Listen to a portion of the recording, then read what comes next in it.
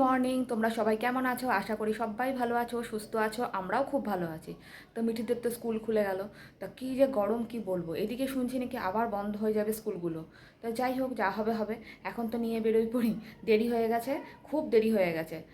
প্রথম দিন আজকে আবার ছুটির পর। তো মিঠিকে রেডি করি, আর টিফিনটাও সঙ্গে করতে হবে। আজকে ব্রেড অমলেট আর আম কেটে দেবো। তা চলো রেডি করে ফেলি ওকে। এই দেখো, আমি মিঠিকে স্কুলে দিয়ে আবার চলেও এসেছি। আর এদিকে চিংড়ি মাছ নিয়ে বসে গেছি। কি করব বলো? আগের দিন তোমরা তো দেখেছিলে যে কতগুলো মাছ কিনেছে। তার মধ্যে চিংড়ি মাছগুলোকে আমার না, সেদিন তো বলেছিলাম না আমি ছাড়াইনি, কিছুটা ছাড়িয়ে নিয়েছিলাম, এখনও কিছুটা রয়েছে। এখন এগুলোকে ছাড়িয়ে নিয়ে তাড়াতাড়ি কাজের দিকে লেগে পড়তে হবে। কেননা মনে হচ্ছে আবার মিঠিকে নিয়ে আবার স্কুলে যেতে হবে আনতে। কিন্তু দেখি আবার শুভ্রজিতের আবার আজকে কী বলো তো, টিউশন আছে। ও যদি নিয়ে এসে দেয়, নিয়ে তারপরে যদি টিউশনটা যায় তাহলে খুব ভালো হয়। অবশ্য 12:30 তো বেজে যায় আস্তে আস্তে, ওর 1:45 তো মিনিমাম বাজে। আর আমি যদি এবার যাই তাহলে আমার কোনো কাজই এখনও হয়নি। তার মধ্যে দেখো কি কীর্তিই না করেছে। এই দেখো, কালকে রাত্রেবেলা ও যখন আসছিল তখন কোথায় কচুর শাক দেখতে পেয়েছে। সেই কচুর শাক, এদিকে খাড়কোল পাতা নিয়ে সব চলে এসছে। খাড়কোল পাতা তো তাড়াতাড়ি করে কাটা যায়, কিন্তু কচুর শাক বলো তো, সেকে ধুয়ে আবার সেগুলোকে সেদ্ধ করো, বলো এবার আমি কখন করব। এদিকে আবার যদি ও ফোন করে তো ভালো, ও একটু বেরিয়েছে, মানে একজনের সাথে দেখা করতে গেছে, একটা বন্ধু এসছে তাই ওর সাথে দেখা করতে গেছে। ফোন করলে তারপরে আমি মিঠিকে আনতে বেরাবো, তা নাহলে ওই আজকে নিয়ে আসবে।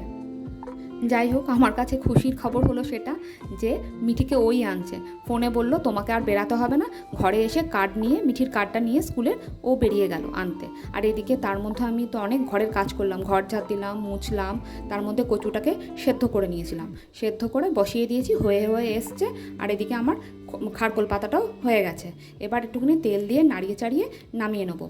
যাই হোক বাবা, মেয়েটা আসার আগে আমি চাই না ঘরের সমস্ত কাজ করে নিতে, না তো ও এত বিরক্ত করে। সত্যিই তো, সকালবেলা বেরোয়, ওকে যদি এখন স্নান করতে না পাঠাই না, ও সে শুয়েই থাকবে। আর এদিকে তো শুভ্রজিতের কোনো হেলদোল থাকে না যে কি করতে হবে না করতে হবে, হচ্ছে হোক। ওর যখন টাইমে বেরোনো ঠিক তখন আবার তাড়া দেয়, চলো চলো এই বেরিয়ে পড়ি, আমাকে বেরাতে দাও, খেতে দেবে না দেবে, এইসব সমস্ত কথা বলে। আজকে একটু ঝগড়াও হয়েছে, বেশ ঝগড়া হয়েছে। আর এদিকে মিঠি চলেও এসছে। আর দেখতে পাচ্ছ, ও এসে ফোন নিয়ে শুয়ে পড়েছে, বলছে মাটিতেই শুয়ে পড়েছে, মা আমি খাটে শুতে পাচ্ছি না, প্রচণ্ড আমার গরম লাগছে। তা এখন ওকে দেখো ঘরের অবস্থা কি, চারিদিকে বই ঠই ব্যাগ থেকে বার করে সব জামা কাপড় ছুঁড়ে ফেলে ঠেলে ওর এখন গরম করছে। এখন চলো এগুলো আমাকে গুছিয়ে ফেলি, মানে কী বলবো, আর পেরে উঠছি না গো। তাহলে আজকে আমি আমার ভিডিওটা এখানেই এন্ড করছি। তোমাদের যদি ভালো লেগে থাকে তাহলে একটা like, comment, share and subscribe করতে একদম ভুলো না। আর যারা যারা সাবস্ক্রাইব করেছো তাদেরকে অনেক অনেক থ্যাংক ইউ। আর যারা যারা এখনও অবধি করোনি ভাবছো, যারা যারা করবো ভেবেছো, তারা অবশ্যই একটা সাবস্ক্রাইব করে দিও। আর ভালো লাগলে কমেন্ট করে জানিও যে কেমন হচ্ছে ভিডিওগুলো। আর এখানেই আমার ভিডিওটা এন্ড করলাম। তা তোমরা সবাই ভালো থেকো, সুস্থ থেকো, সাবধানে থেকো, সকলকে ভালো রেখো। আর এই যে মিঠি গুড নাইট করে দাও। Good night. তাহলে এখনকার জন্য এখানেই শেষ করলাম। Tata, good night.